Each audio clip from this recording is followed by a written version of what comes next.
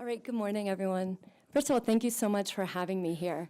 I'm not quite sure how I got here, but I'm particularly honored to be able to, I thought how I got here was not actually turned out to be true.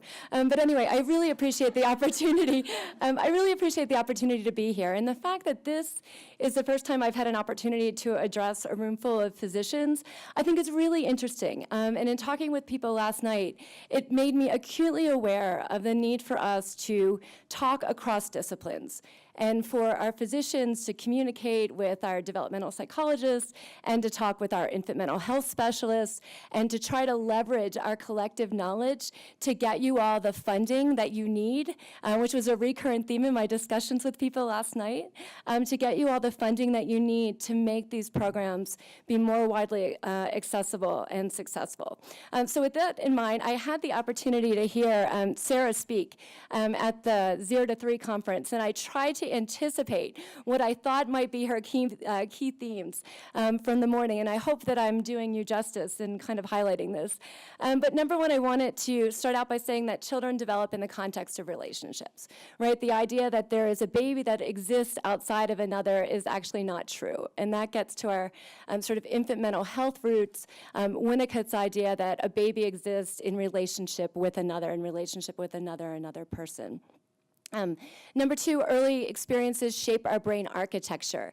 If you haven't had an opportunity to visit the Harvard Center on the Developing Child website, it may be a particularly good resource for you all in thinking about communicating with your legislators and with people in the community to get this community buy-in. There's some great videos on there about serve and return interactions and why building brain architecture is so closely tied to the quality of relationships. Where my area of interest is really in sensitive, responsive care and trying to document what that looks like and help others be able to translate that into action in community-based programs. And then, of course, importantly, book sharing can support healthy development.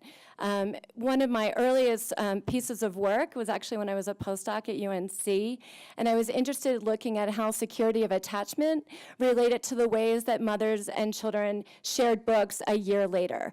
And so that's kind of really where I got my start. And we found differences in the quality of book sharing, both in terms of the mother's behavior and also in terms of the child's behavior, based on the relationship history of that particular dyad. So that got me thinking really about this interplay between social, emotional, and more cognitive foundations of learning.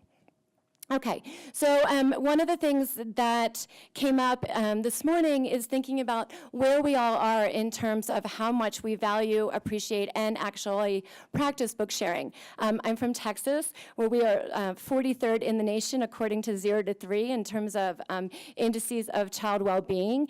Mississippi is 50th. And if you look at these numbers, it says that overall, nationally, less than 50% of parents report reading to their children each day. And that is, again, despite the fact that, as Sarah was pointing out, people know this is important and that we know that we should be doing it. Yet we're not making opportunities. And why might that be? Maybe there are literacy barriers, maybe there are time issues, maybe there's too much stress in the family. But I'm going to try to encourage you to use tools or use books as tools for the way to impact outcomes. And so this is just a brief summary of the literature. These slides will be available so you can get some of that research foundation. But the idea is that Reach Out and Read can help change this, and how. Let's talk about how. And my suggestion to offer books not as just a tool for literacy development, but really as a tool for connection.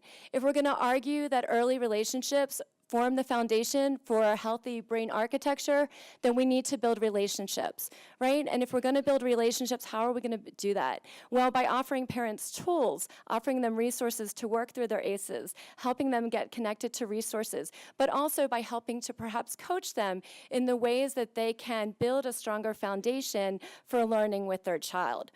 So book sharing provides a context for routine and ritual, right? Lots of great programs advocate for having routines and rituals. The idea, if any of you know any of the meditation literature, the idea being that it would be better to do it for 5 minutes a day than 2 hours once a week, right? It's that idea that if you build that sort of consistent practice, that it gives the child that social, emotional rooting, that home to come back to, something predictable where they know they're going to be able to share a quality relationship and interaction with that parent, even if it's only for 10 to 15 minutes a day at bath time or at bedtime.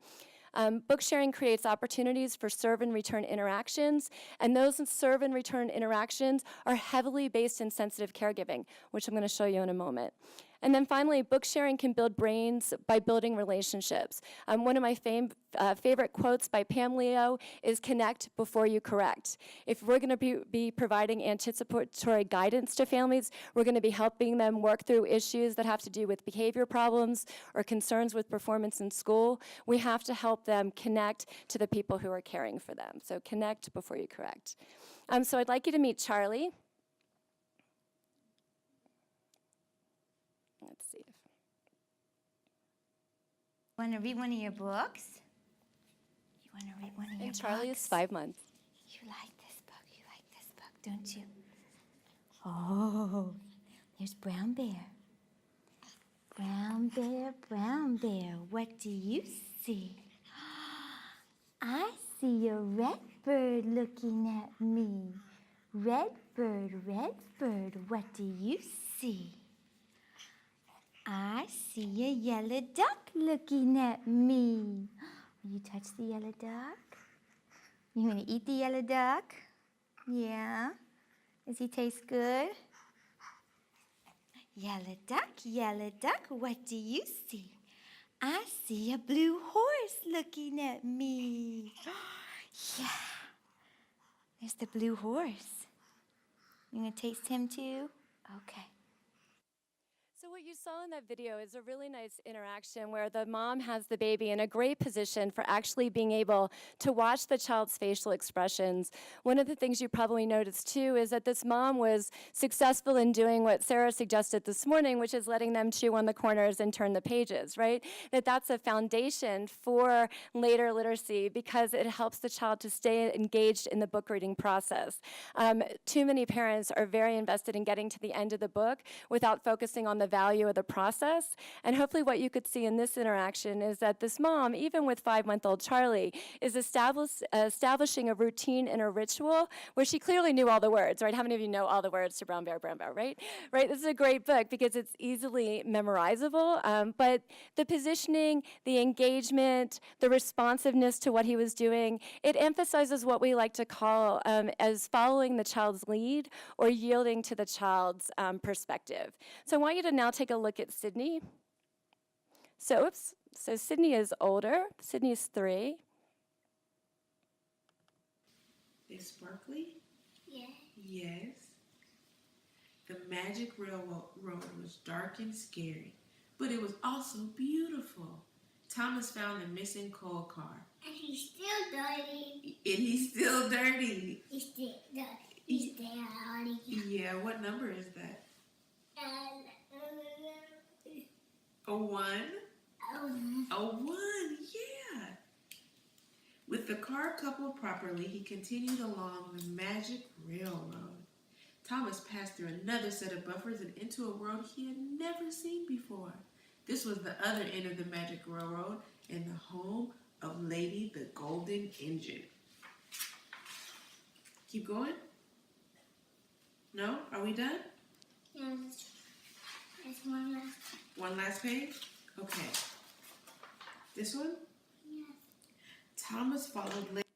All right, so what you saw in that interaction, I was hoping to be able to fast forward to the end because they clearly have this ritual at the end of this book where the mom flips the pages back and forth and goes, the end, it's the end. And then it goes back and then it goes back and they look at each other and there's all this really beautiful shared eye contact, shared affective expressiveness vocally and facially. It's really quite beautiful. But hopefully what you saw in this interaction is that as the child grows, their participation in the interaction changes, right? And so this child had a sense of how they wanted the book to go. They skipped pages, and that was okay, right? There was some flexibility in that interaction where they were co-constructing and co-negotiating a storybook-based interaction that had enough flexibility to really be focused more on connection than rather on having to get to the end of the book. So hopefully these two visual examples, first with a 5-month-old and then with a 3-year-old, give you a sense of maybe how you might coach or suggest ways that your families can interact with books in a way that both supports literacy but also is really focused on establishing that connection, particularly for your families who are experiencing a lot of stress as a way to buffer them from the impact of toxic stress and to boost up that positive relationship. So just to summarize some of the research on parenting, we know that increasing serve and return interactions via sensitive, responsive parenting can positively impact children. And if you haven't had an opportunity to look at 2 of the coaching models that are being used in research to help support these serve and return interactions and to help boost sensitive parenting, I'd like to point you to the FIND work and also to ABC, which is the attachment and biobehavioral catch-up model. I had an opportunity here at Kristen Bernard speak about 2 weeks ago. She's one of the people who's involved in the ABC intervention, but they do real-time coaching to help parents learn how to follow their child's lead and to help boost up the good things that they're doing and make less of a focus in real time on the things the parent might be doing that maybe could be more detrimental to their relationship. So it's a great program.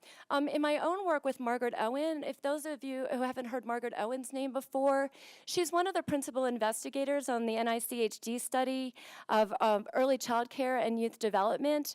And that study was really monumental because it looked at the impact of early child care on children. So if you remember any of the headlines from the 90s, it would say things like child care damages children, right? Which of course you know is a sort of selling catchline that doesn't really get into what the literature showed. And the literature showed that it wasn't really overall child care experience per se, but it was the kinds of relationships, the quality of relationship, the kinds of caregiving that children receive from their mothers that was the strongest and most consistent predictor of outcomes. And that was the message you may not have heard. But Margaret Owen was one of the developers of the scales that were used in the NICHD scales.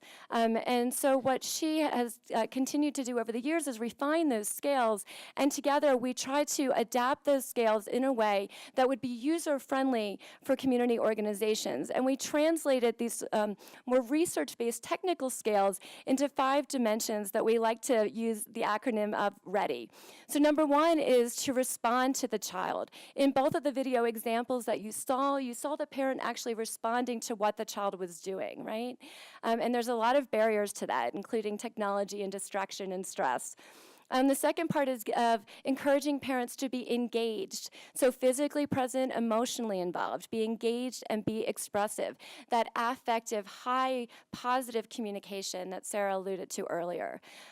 We are trying to encourage parents to acknowledge their child's perspective, to do what might be considered mind-mindedness or sort of minding the baby, is helping to understand what parents see is going on in the child's mind, from the child's perspective. So what do you think your baby would like to do now with that book? What do you think your baby is thinking when they're reaching out for the pages? What do you think your preschooler might want to be telling you when they're skipping pages? You know, is it an exciting point in the book that they might be wanting to get to? So helping them think about their child's perspective. Finally, doing developmentally appropriate kinds of behaviors that help support not only literacy development, but social emotional development, like was just talked about in terms of culture, focusing on labeling feelings, talking about characters, not having to stick straight by the words in the book, but thinking about the larger context of the storybook and how oral storytelling can be built into that as well.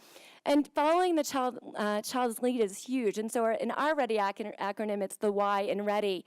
But for the purposes of reach out and read, I think it's helpful to focus on the first 4 because yield is really embedded in acknowledge. Yield is about following the child's lead.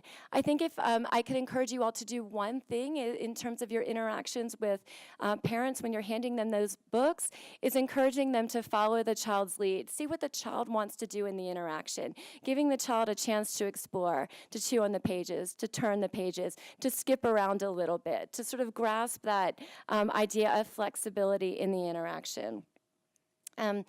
I want to just briefly mention in my kind of last minute or two is that some new work that we're doing in combination with Columbia University, Robert Needleman is a part of this work. We're looking at validating a measure of emotional connection that might be able to be used in clinical settings. And this is important because you all as professionals have very limited opportunity to gauge the quality of relationship that might be there between the parent and child. And even though you have limited opportunity, you might have a lot of also powerful opportunity to help shape that relationship as a foundation for learning and as a foundation to buffer toxic stress. So this work focuses on 4 mutual dimensions that you also saw evident in the 2 interactions that you saw. Kind of mutual attraction and wanting to be with each other. Mutual affective facial communication, where they're looking at each other and sharing those sort of high positive moments of joy and facial expressiveness that indicates, hey, I like being with you and I like doing what we're doing. Affective vocal communication. What Sarah was talking about, when you see a new baby, you don't go over and say, hi, cute baby, what's your name? Right? You go over and you say, oh my gosh, look at your big eyes. And you use that sort of mother ease or that parent ease as a way to engage that child. And in reading storybooks, that's something that you could help coach between parents and children, where you're getting them to use that really engaging kinds of language that helps children get connected to books, get enthusiastic about literacy, and get connected to relationships. And then finally, helping to focus on sensitivity. Again, helping them to read each other's subtle cues so that when the baby looks away, you can help say, oh, wow, it looks like your baby needs a break right now, right? And helping parents to pick up on those subtle cues. That for parents who come from hard places and who have a lot of stress, when their baby looks away from them, they might inadvertently make the attribution that their baby doesn't love them, that their child doesn't care about them, there's nothing that they can do or say to make that better, that's just who their child is.